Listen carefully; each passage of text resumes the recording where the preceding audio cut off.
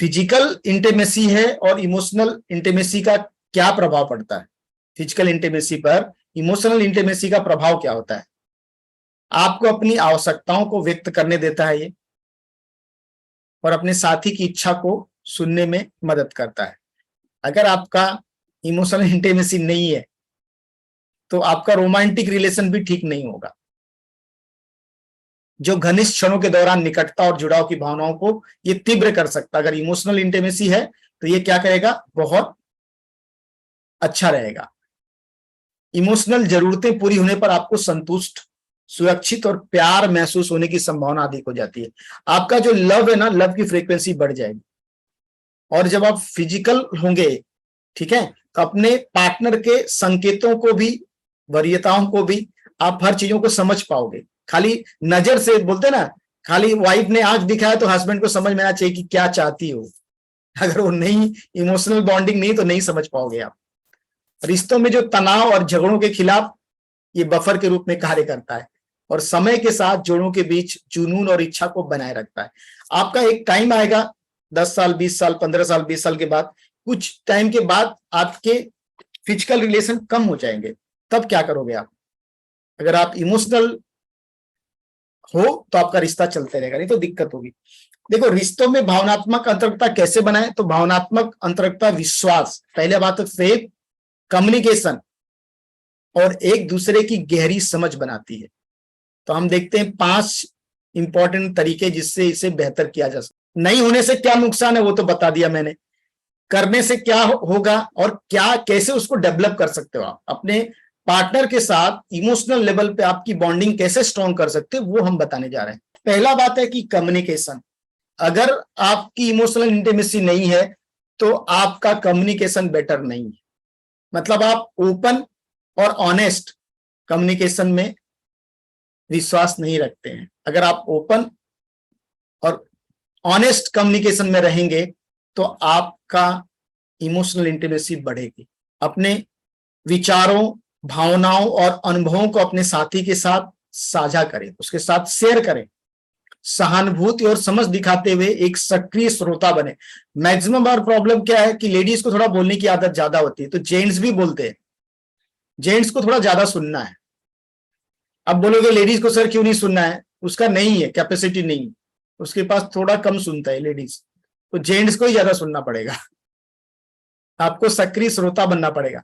अब दूसरा बात बताता हूं कि लेडीज लोग को क्या करना है। लेडीज, आप ज्यादा बोलते हैं, अगर आपको अपने पार्टनर का इमोशनल बॉन्डिंग करना है तो सुनने का आप भी प्रयास कीजिए। अपने पार्टनर को सुनने के बारे में सोचिए कि मैं कैसे ज्यादा समय उसको सुन पाऊं।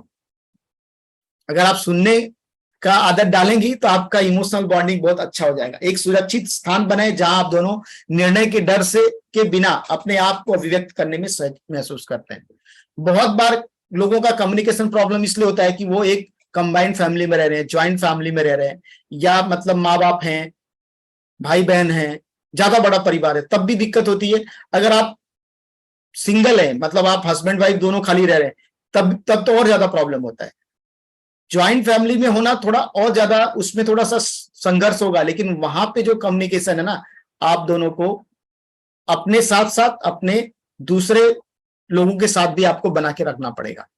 अगर आप न्यूक्लियर फैमिली में हो तो ठीक है, आप दोनों के बीच में, लेकिन अगर आप कंबाइंड फैमिली में रह रहे हो, ज्वाइंट फैमिली में रह रहे हो, वहां पे आपको कम्युनिकेशन को और लोगों के साथ बेहतर करने को सीखना पड़ेगा। मेरे सास से मैं कैसे अच्छे तरह से डील कर पाऊं, मेरे ननद से मैं कैसे अच्छे से डील कर पाऊं, ठीक है। जो भी लेडीज हैं, जो भी जेंट्स हैं, लेडीज के लिए आप वहां गई हैं, आप कोई भी लेवल पे हैं, आप अपने आप को सबसे छोटा समझे। वहां पे जब तक आप छोटा अपने आप को नहीं समझेंगी, आप वहां के लोगों के बारे में समझ नहीं पाएंगी और अच्छा श्रोता नहीं बन पाएंगे।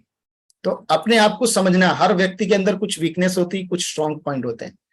तो क्या किसका स्ट्रांग पॉइंट है, क्या किसका वीकनेस है, वो आपको जानना है। उसके लिए सुनना बहुत इंपॉर्टेंट। सुनेंगे तो ये चीजें आपको पता चल जाएंगी। तो पहला चीज बॉन्डिंग को लेकर क्या करना है, कम्युनिकेशन। दूसरा क्या है,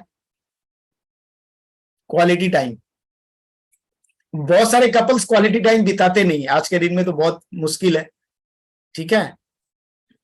अगर क्वालिटी टाइम बिता नहीं पा रहे हो तो आप वीकली एक बार एटलीस्ट पार्क में या कहीं 1-2 घंटे के लिए दोनों घूमने को जाओ और बैठ के बातचीत करो, या कुछ ऐसे जगह बिताओ जहां पे जैसे भी दिखाया जा रहा है बोट, कहीं जाके बीच के पास जाओ, कुछ ऐसा नेचुरल जगह पे जाओ, क्योंकि वहां पे आपका कंसंट्रेशन लेवल बहुत बेटर हो जाएगा। ठीक है, और कुछ ऐसे कॉमन एक्टिविटी रखो, वॉकिंग, जैसे मॉर्निंग वॉकिंग है, या इवनिंग में खाना खाने के बाद थोड़ा सा एक 15-20 मिनट का वॉकिंग का, एक खाना खाया 1 घंटे के बाद, तुरंत नहीं, खाना खाने के 1 घंटे के बाद, आधा घंटे के बाद आप ऐसा एक टाइम बनाओ कि आधा घंटा के लिए हम लोग नीचे घूम के आते हैं, चलो घर से बाहर निकलो, थोड़ा साथ में चलो, बातचीत करो, कुछ भी एक ऐसा कॉमन आपको बनाना पड़ेगा दोनों को, जहां पे कोई और ना हो। तब आप क्वालिटी टाइम जब बिताएंगे ना, तो एक दूसरे को सुनो ज्यादा, दोनों बात करना चाहेंगे, जो ज्यादा बात करता है उसको बात करने दो, और जो ज्यादा सुन सकता है वो ज्यादा सुने।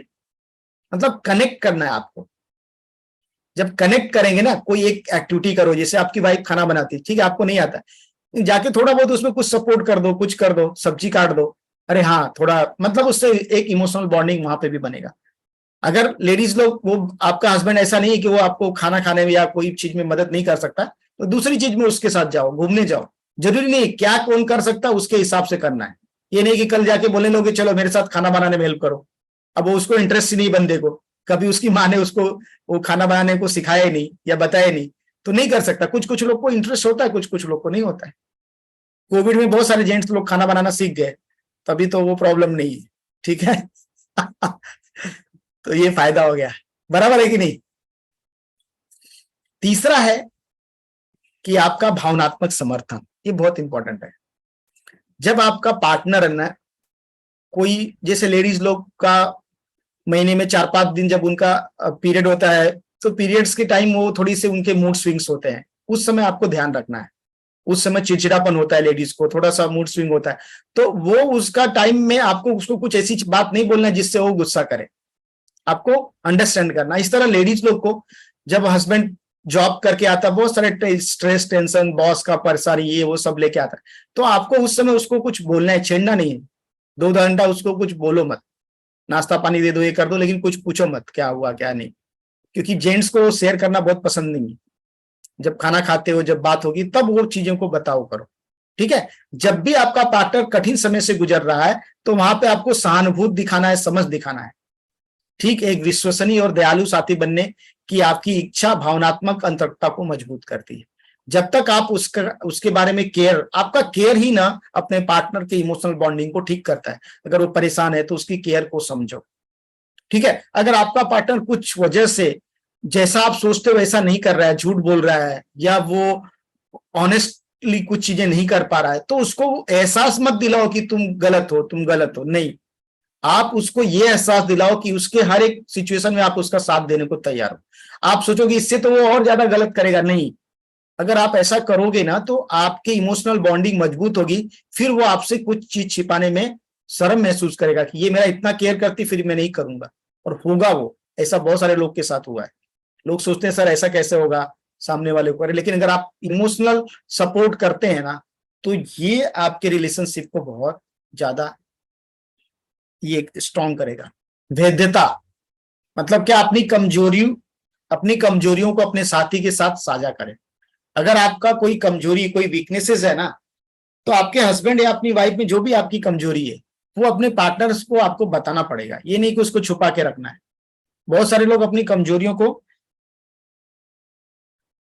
छुपा के रखते हैं, मतलब अपने डर, असुरक्षा और पिछले अनुभवों के बारे में खुलकर बात करने से एक गहरा भावनात्मक संबंध बनाने में मदद मिल सकती है। बहुत सारे लोग के पास में कुछ चीजें हुई हैं, कुछ गलत हुआ है, कुछ हुआ है, आपको एक बॉन्डिंग बिल्ड करने के लिए कि नहीं, मेरे साथ कुछ चीजें ऐसी हुई जिसकी मेरी इमोशनल, मेरी हर्टिंग है, तो डोंट वरी। तो आपके पार्टनर को पता चलेगा कि हाँ यार मेरे साथ, इसके साथ कुछ तकलीफ हुआ था, तो उससे बाहर आने के लिए आपको मदद करेगा वो। अगर उसको पता ही नहीं, तो फिर आपके साथ क्या होगा? अगर आप छुपा के रखे हो कि आपको बहुत प्रॉब्लम है बहुत, और सब अपने पार्टनर से बता ही नहीं रहे हो, तो आपको नॉर्मल समझ रहा है।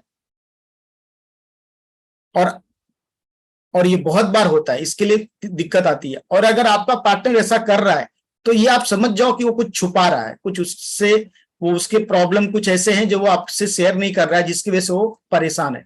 जैसे एक लड़की है, वो अपने माँ बाप के यहाँ कुछ ऐसी चीजें जो अपने हस्बैंड से नहीं बता रही है कि मुझे ताना मारेगा, मुझे ये करेगा, तो उससे भी वो परेशान है, तो वो चाहती कि नहीं बताना, तो जबरदस्ती मत करो कि वो बता दे। आप उसको समझ जाओ कि ये हर्टेड है, तो उसको मैं इमोशनली कैसे ठीक कर सकता हूँ, उसको एक तनाव मुक्त बोलते ना वातावरण दे दो, उसको एक्साइटेड करो, ठीक है जो हो गया पहले छोड़ दो, अभी ठीक हो जाएगा सब, अब मेरे साथ रह रही हो ना, अब चीजें बेहतर हो जाएगी। इसी तरह एक हस्बैंड के लिए, अगर एक हस्बैंड अपने पर्सनल लाइफ में कुछ स्ट्रगल महसूस किया अपने भाई बहनों से, अपने माँ बाप से, किसी से कुछ हुआ, उसके अंकल से, और वो हर्टेड है और अभी आके शादी हुआ तो उस चीजों को फेस कर रहा है, तो वाइफ को सपोर्ट करना है कि यार चलो इसका बार बार लॉस हो रहा है, ये कोई भी बिजनेस कर रहा है तकलीफ हो रहा है, इसके रिश्ते किस चीज से रखता है खराब हो जाता है, कुछ भी चीज हो रहा है, आपकी अगर मैरिज हो गई तो उसको ठीक करना आपका जिम्मेदारी है, उसको इमोशनली सपोर्ट करना है, नहीं तो वो चीजें और खराब होगी आगे चल के। ठीक है। पांचवा चीज है आपको विश्वास और ईमानदारी से अपने रिश्तों को रखना है, ये बहुत इंपॉर्टेंट है। फेथ जो है ना, ये बड़ी बड़ी चट्टानों को हिला देता है, तो फेथ अपने रिश्ते में विश्वास और ईमानदारी को आप बढ़ावा दें। जब तक आप ऑनेस्टी को बढ़ावा नहीं देंगे, धीरे धीरे आपको बढ़ावा देना, आपका पार्टनर नहीं दे रहा है कोई बात नहीं, आपको देना है। अगर आपको रिश्ता ठीक करना है तो आपका विश्वास भावनात्मक अंतरंगता की नींव है। भरोसेमंद रहें, अपने वादे निभाएं और एक दूसरे के प्रति ईमानदार रहें। गुप्त रखने का या महत्वपूर्ण जानकारी को छुपाने से बचें, क्योंकि एक न एक दिन वो जानकारी पता चल जाएगी, फिर प्रॉब्लम क्रिएट हो जाएगा, क्योंकि इससे विश्वास जो है आपका कम हो जाता है। तो बहुत सारी चीजों को थोड़ा बहुत तो करेंगे आप, मालूम है मुझे, लेडीज को कितना भी बोलो कुछ चीजें छुपाएंगी वो, लेकिन ज्यादातर चीजें 90% चीजें शेयर होनी चाहिए। हाँ 5% ऐसी चीजें जो नहीं बताना आपको लगता है ठीक है, लेकिन उसको फिर आपको अपने माइंड से डिलीट करना पड़ेगा, हटाना पड़ेगा। ठीक है। आपको देखना है कि जो इमोशनल और फिजिकल इंटीमेसी को आप बैलेंस कैसे कर सकते हैं। अगर दोनों को बैलेंस आपने कर लिया तो आपकी लाइफ बहुत जबरदस्त हो जाएगी। ठीक है। एक holistic connection, enhance relationship satisfaction, आपका बोलते ना गहरा भावनात्मक जुड़ाव, बेहतर कम्युनिकेशन, आपकी increase intimacy, variety and long term relationship resilience. इसका मतलब दीर्घकालीन जो आपके संबंध है वो लचीलापन उसमें होना चाहिए। तो ये जो चीजें आपके फिजिकल और इमोशनल इंटीमेसी को बैलेंस करती अपनी लाइफ। ठीक है। और एक दो चीज और है बता के मैं एंड करूंगा। अगर आप नहीं कर पा रहे हैं तो उसके लिए आपको कोई काउंसलर से हेल्प लेनी पड़ेगी, क्योंकि बिना काउंसलर के हो नहीं पाएगा। इमोशनल इंटीमेसी एक बड़ी चीज है, ये खुद नहीं कर सकते हैं आप। अगर आप हर्टेड हैं, आपको तकलीफ है, तो आपको ये कुछ सपोर्ट लेके ही करना पड़ेगा किसी का। ठीक है। जो जिसको पता है, नहीं तो ये होगा नहीं, खुद से नहीं होता है। हर रिश्ता अनोखा होता है और भावनात्मक और शारीरिक अंतरता के बीच संतुलन अलग अलग जोड़ों के लिए अलग अलग हो सकता है। अपने साथी के साथ संवाद करना, कम्युनिकेट करना, एक दूसरे की जरूरतों और प्राथमिकताओं मतलब जो उनकी जरूरतें हैं उसको समझना, और एक हेल्दी संतुलन बनाए रखने के लिए लगातार काम करना महत्वपूर्ण है, जो आपके रिश्ते की गतिशीलता के लिए सबसे उपयुक्त है।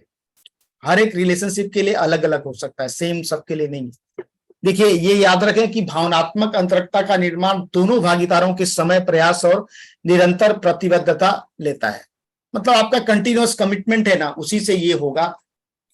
धैर्य रखें, दयालु बने और अपने रिश्ते में भावनात्मक जुड़ाव को प्राथमिकता दें। दयालु बनना बहुत इंपॉर्टेंट है। वो आपका पार्टनर है जो आपके साथ गलत कर रहा है, सही कर रहा है, वो उसको आपको अंडरस्टैंड करना है। साथ ही शारीरिक अंतरंगता का पहलू समय के साथ कम हो जाएगा, लेकिन एक बार जब आप भावनात्मक अंतरंगता बना लेते हैं तो कोई भी घटना या व्यक्ति आप दोनों को अलग नहीं कर पाएगा। अगर आप इमोशनल बॉन्डिंग आपकी बेहतर होती जाएगी तो आप अलग नहीं होंगे। जब तक ये नहीं होगा तब तक आप बार बार अलग होना, आपको लगेगा कि नहीं मेरे पार्टनर के साथ मैं टाइम ना बिताऊं, अलग हो जाऊं, ये बार बार आपको ख्याल आएगा। ठीक है। कितने लोग इस बात से एग्री है? Thank you very much.